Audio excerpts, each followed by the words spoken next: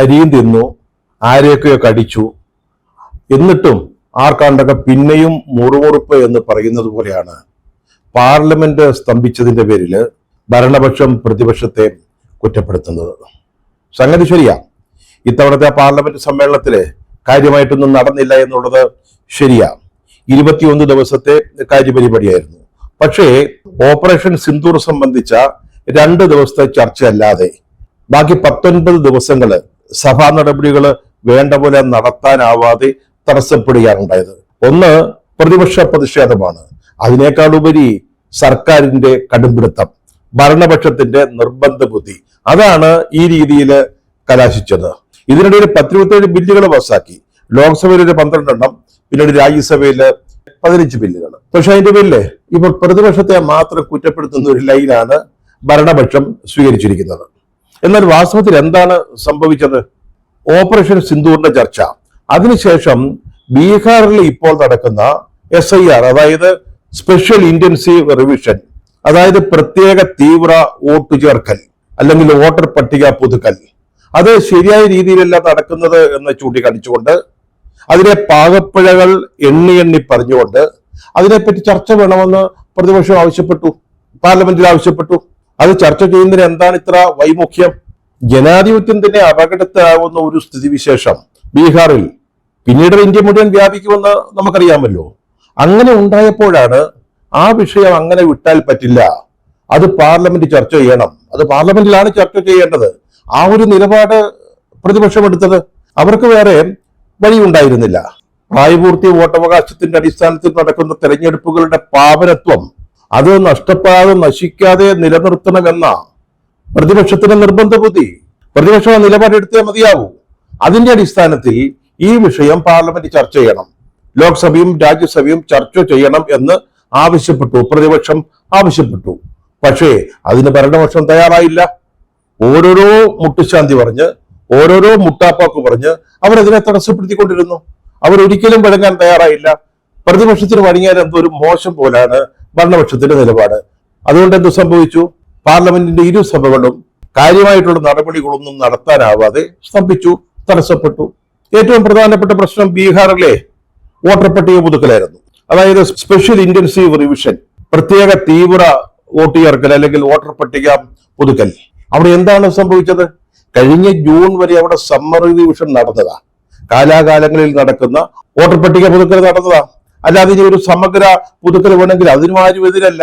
പക്ഷെ അത് നിയമപരമായിട്ട് വേണം, ന്യായമായ രീതിയിൽ വേണം, ആരെയും ഫേവർ ചെയ്യുന്ന രീതിയിലാകരുത്, ഭരണപക്ഷത്തിന് വേണ്ടിയാകരുത്, BJPക്ക് വേണ്ടിയാവരുത്. അവിടെ അവസ്ഥയിൽ എന്താ സംഭവിച്ചത്? ഇലക്ഷൻ കമ്മീഷൻ ചില നിബന്ധനകൾ വെച്ചുകൊണ്ട് കഴിഞ്ഞ തെരഞ്ഞെടുപ്പ് വരെ വോട്ട് ചെയ്ത ആയിരക്കണക്കിന് ആളുകളെ, ലക്ഷക്കണക്കിന് ആളുകളെ, ആയിരക്കണക്കിനൊന്നും പറയാൻ പറ്റില്ല, ലക്ഷക്കണക്കിന് ആളുകളെ വോട്ടർ പട്ടികയിൽ നിന്ന് ഒഴിവാക്കുന്ന അല്ലെങ്കിൽ വെട്ടിമാറ്റുന്ന രീതിയിലുള്ള നടപടികളാണ് എടുത്തത്.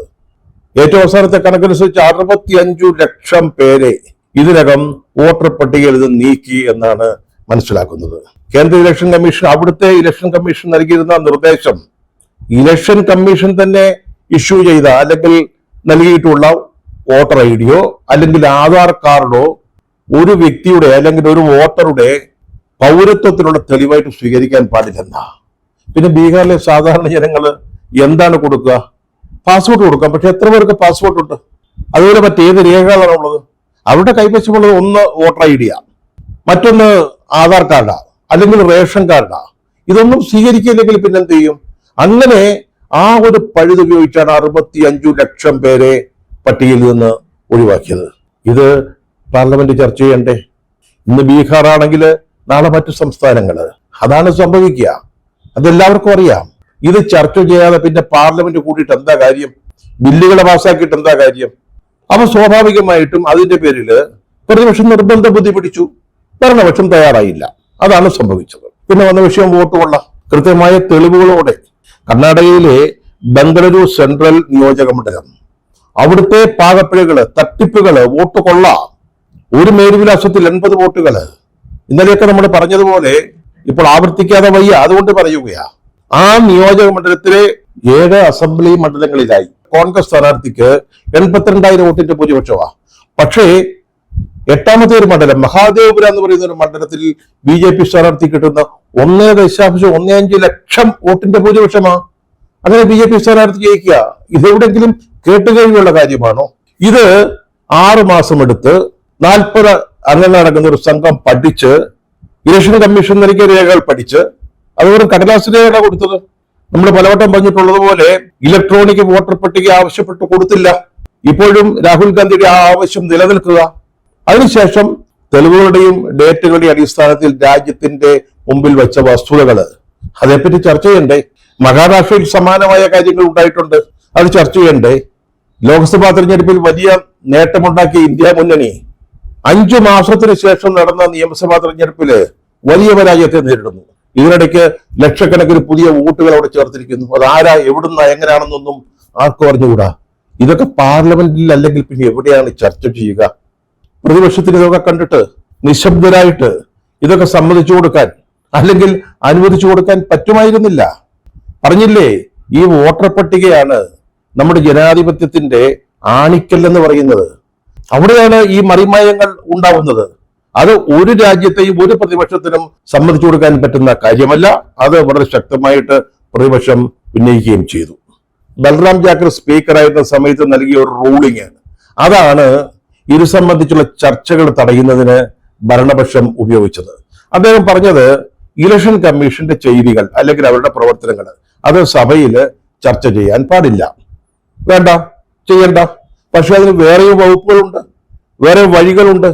അത് സഭയിലും ബിസിനസ് അഡ്വൈസറി കമ്മിറ്റിയിലും അതുപോലെ തന്നെ സ്പീക്കർ വിളിച്ചുകൂട്ടിയ പ്രതിപക്ഷ കക്ഷി നേതാക്കളുടെ യോഗത്തിലും കേരളത്തിൽ നിന്നുള്ള NK പ്രേമചന്ദ്രൻ അദ്ദേഹം ചൂണ്ടിക്കാട്ടി 2 വഴികൾ. അതായത് ജനപ്രാതിനിധ്യ നിയമത്തിലെ വ്യവസ്ഥകൾ അനുസരിച്ച്, അതായത് പാർലമെന്റ് പാസാക്കി ഏൽപ്പിച്ചു കൊടുത്ത അധികാരം അനുസരിച്ചാണ് ഈ വോട്ടർ പട്ടിക പുതുക്കൽ നടക്കുന്നത്.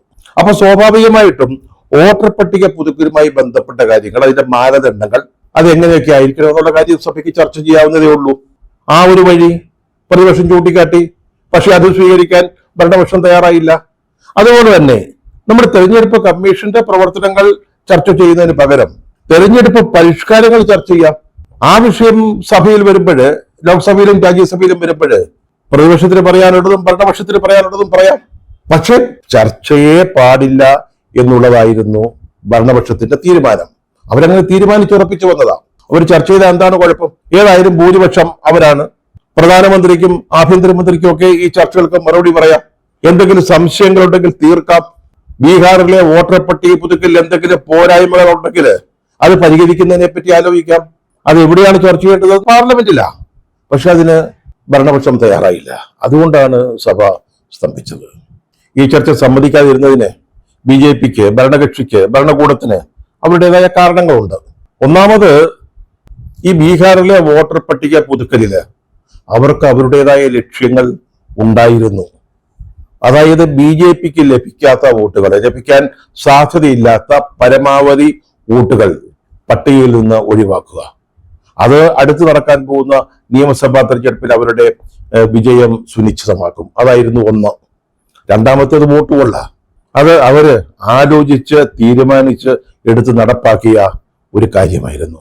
പിന്നെ എങ്ങനെയാണ് അവര് സഭയിൽ അത് ചർച്ച ചെയ്യുക? ചർച്ച ചെയ്താല് ഈ പൂച്ചയൊക്കെ പുറത്തിയാടും. അതുകൊണ്ടാണ് ഒരു ചർച്ച അവര് തടഞ്ഞത്. നമ്മൾ നേരത്തെ സൂചിപ്പിച്ചതുപോലെ ഇത്തരം വിഷയങ്ങള്, ജനങ്ങളുടെ പ്രശ്നങ്ങള് ചർച്ച ചെയ്യേണ്ടത് പാർലമെന്റിലും നിയമസഭകളിലുമാണ്. അല്ലാതെ വേറൊരു വേദി നമുക്കില്ല. അതിന് ഒരവസരം ലഭിക്കുന്നില്ലെങ്കിൽ, അതിന് സർക്കാരുകൾ തയ്യാറാവുന്നില്ലെങ്കിൽ, ജനാധിപത്യം സംരക്ഷിക്കപ്പെടേണ്ട പ്രത്യേക സാഹചര്യങ്ങളിൽ നമ്മുടെ നീതിന്യായ വ്യവസ്ഥ വളരെ കൃത്യമായിട്ട് അവിടെ ഇടപെടും. അതാണ് ബീഹാറിലെ വോട്ടർ പട്ടിക പരിഷ്കരണവുമായി ബന്ധപ്പെട്ട കാര്യങ്ങളിൽ സുപ്രീം കോടതിയിൽ നിന്ന് ഉണ്ടായത്.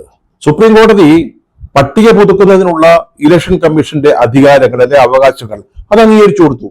പക്ഷേ കോടതിക്ക് സംശയം തോന്നി. എങ്ങനെയാണ് 65 ലക്ഷം വോട്ടർമാരെ ഒറ്റയടിക്ക് പട്ടികയിൽ നിന്ന് ഒഴിവാക്കുക? അതെങ്ങനെ സാധിക്കും?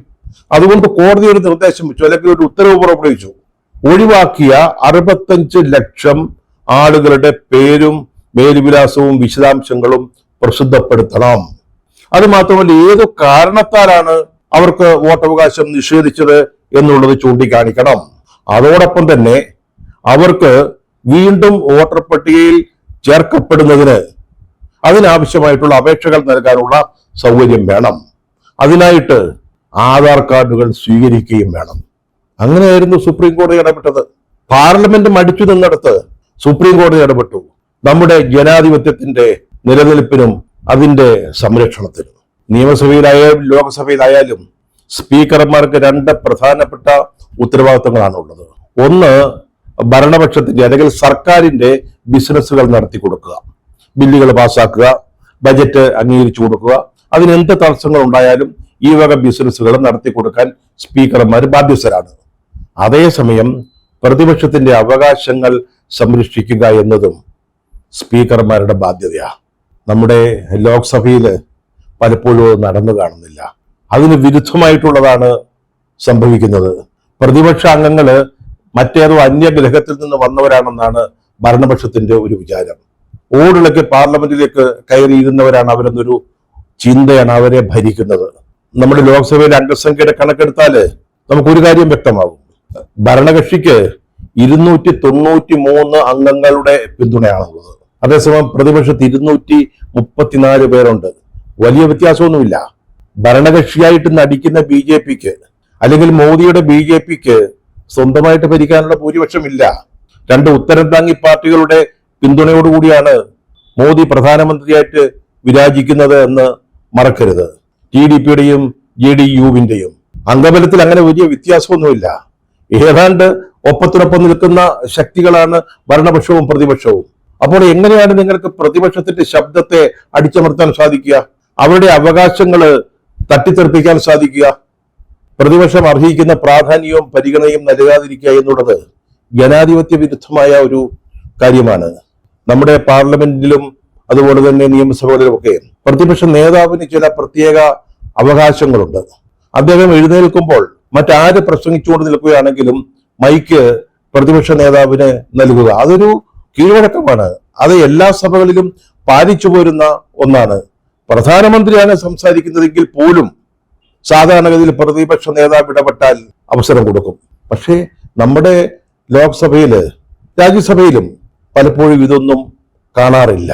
ഒരു തരത്തിലുള്ള ഏകാധിപത്യം, എല്ലാം ഞങ്ങൾ തീരുമാനിക്കുന്നത് പോലെ നടക്കും എന്നൊരു ഭാവം, അതാണ് ഇപ്പോൾ നമ്മുടെ ഇന്ത്യൻ പാർലമെന്റ് അവിടുത്തെ പ്രവർത്തനങ്ങള്, അവിടുത്തെ നടപടികൾ കാണുമ്പോൾ തോന്നുക. ഓരോ സമ്മേളനത്തിന്റെ അവസാനം സ്പീക്കർ ഒരു മറുപടി പ്രസംഗം നടത്തുന്നൊരു പതിവുണ്ട്. ലോക്സഭയിലെ സ്പീക്കർ ഓം ബിർള സംസാരിക്കുമ്പോൾ അദ്ദേഹം പ്രതിപക്ഷത്തെ അതിനിശ്ചിതമായ ഭാഷയിൽ വിമർശിച്ചു. അവർ വളരെ ആസൂത്രിതമായിട്ട് സഭാ നടപടികൾ സ്തംഭിപ്പിക്കുകയാണ് ചെയ്തത് എന്ന് അദ്ദേഹം കുറ്റപ്പെടുത്തി. ഇത് സഭയുടെ അന്തസ്സിനും പാരമ്പര്യത്തിനും നിരക്കാത്തതാണ് എന്ന് പറഞ്ഞു. പക്ഷേ സ്പീക്കർ ഒരു കാര്യം ഓർക്കേണ്ടതായിരുന്നു. ജനാധിപത്യ അവകാശങ്ങൾ തന്നെ ചവിട്ടി മെതിക്കപ്പെടുന്ന ഒരു സാഹചര്യം ഉണ്ടാവുമ്പോൾ, തെരഞ്ഞെടുപ്പുകളുടെ ഏറ്റവും പ്രധാനപ്പെട്ട അടിത്തറ എന്ന് പറയുന്ന വോട്ടർ പട്ടികയിൽ പോലും കൃത്രിമങ്ങൾ കടന്നുകൂടുമ്പോൾ, ഒരു സംസ്ഥാനത്തെ വോട്ടർ പട്ടികയിൽ നിന്ന് ലക്ഷക്കണക്കിന് ആളുകൾ ഒരു കാരണവുമില്ലാതെ വെട്ടിമാറ്റപ്പെടുമ്പോൾ പ്രതിപക്ഷം അത് ലോക്സഭയിലും രാജ്യസഭയിലും ഉന്നയിക്കുകയല്ലാതെ മറ്റെന്താണ് ചെയ്യുക? 19 ദിവസം സഭാ നടപടികൾ സ്തംഭിക്കുന്നതിനേക്കാൾ പ്രധാനമാണ് ഈ രാജ്യത്ത് നമ്മൾ എന്നും നിലനിൽക്കണമെന്ന് ആഗ്രഹിക്കുന്ന ജനാധിപത്യം സംരക്ഷിക്കപ്പെടുക എന്നുള്ളത്.